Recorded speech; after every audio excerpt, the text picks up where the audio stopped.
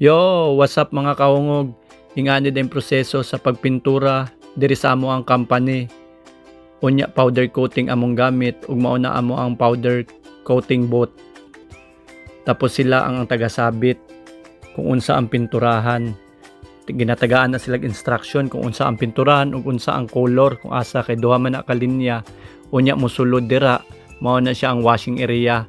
Kailangan man na siya matanggal ang mga oil gikan sa press machine kay kung naay oil pangit na siya pinturan. Unya i-dryer siya dira, inigawas dira, uga na siya kay dapat uga siya bago pinturahan.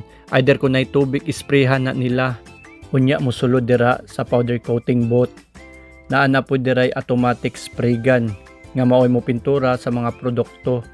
Tapos naapoy manual, mao na siyang nagagunit sa manual na spray gun. Kay naamang part sa produkto nga dili kayang abuton sa automatic spray gun, labi na ng mga ilalo, mga singit, dili kayang abuton. So mauna sila tirahan na sa mga nagunit anang manual spray gun, duha na sila dira palitan. So tanawa pre, pasikati guni sila pre unsahon paggunit sa spray gun ug unsahon pagpintura. Nga neon na siya pre o. Imo ra nang sprayhan dira, hawd na kay ni siya mugunit og spray gun ba. Pwede na lang nimo apply og pulis inig uli. Kani humana na ni siya spray.